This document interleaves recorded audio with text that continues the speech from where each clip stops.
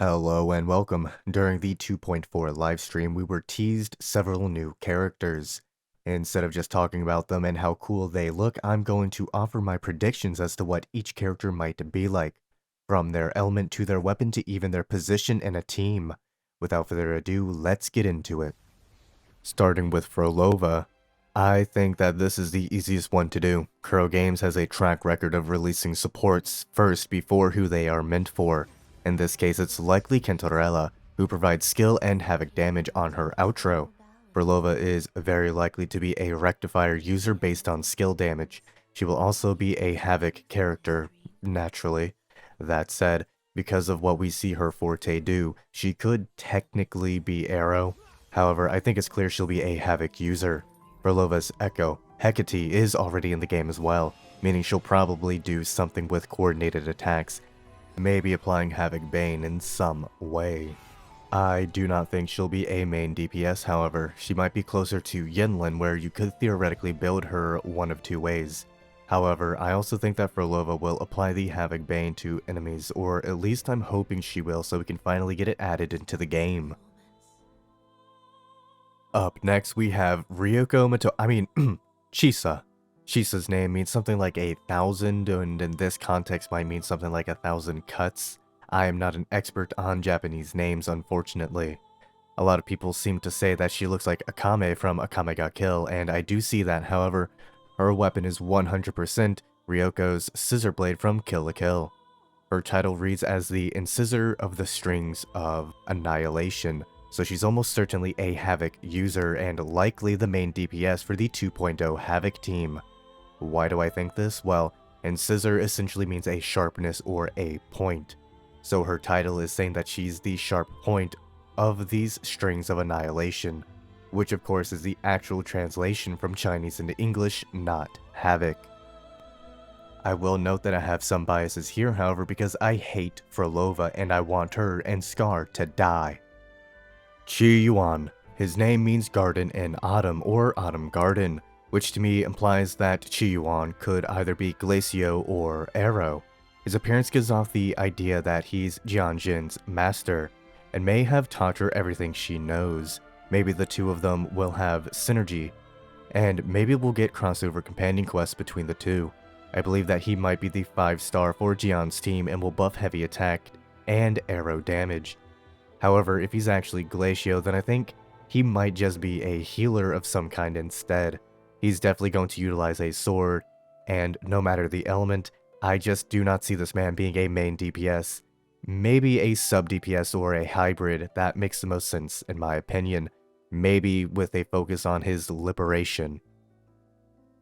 Up next, we have Galbrena. Galbrena is a very interesting individual in my opinion, as her name seems to be based on Galba, a Roman emperor, but is very clearly leaning more towards the Archangel Gabriel, with the themes of purifying flames.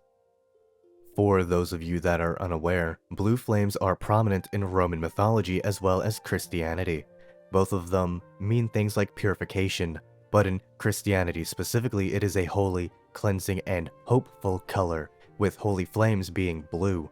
Combining sulfur with fire makes them blue, and sulfur, of course, is linked to the underworld and hell as well.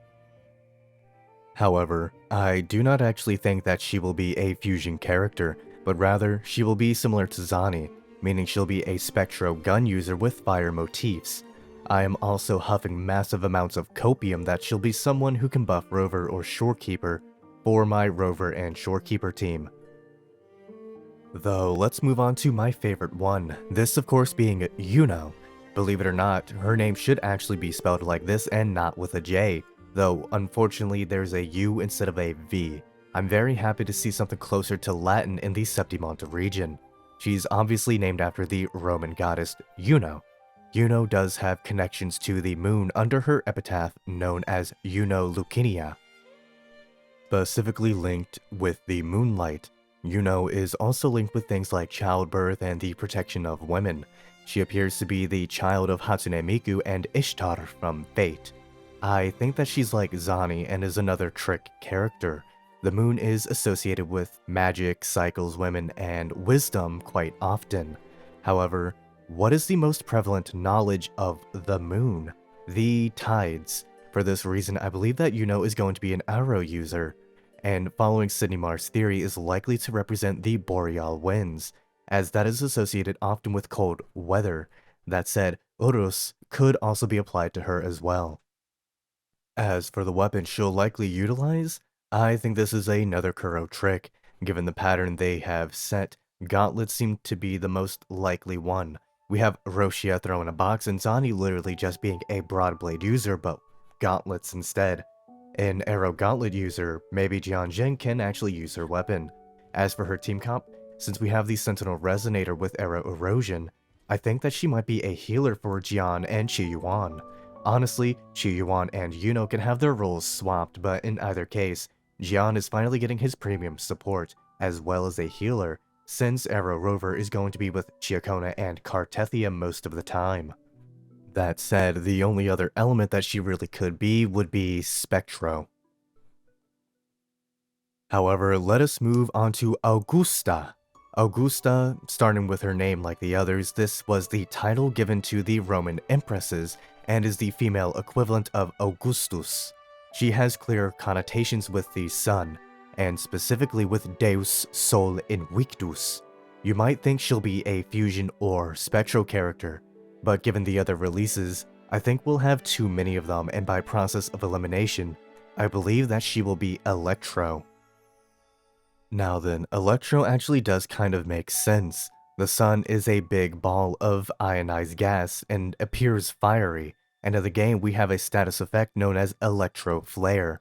Perhaps she'll apply it with Solar Flare as her ultimate or ability? Given we have Calcaro as a Broadblade main DPS and Zhengliao as a main DPS, I do not believe she will be one. I think she's more likely to be a hybrid or a support, someone who applies Electro Flare and either debuffs the enemy or heals the team. Chongli will be paired with Lupa, so the best Zhengliao team is probably going back with Yinlin, who isn't that great. Maybe Avgvsta will buff her in some way. However, let me know what you all think about these characters down below. What do you think about my ideas and theories about the weapon and attribute type each of them may have? Do you think I'm schizo-posting, or do you think there is a level of logic behind it all? Let me know what you think down below, and I'll see you all in the next video. Peace out.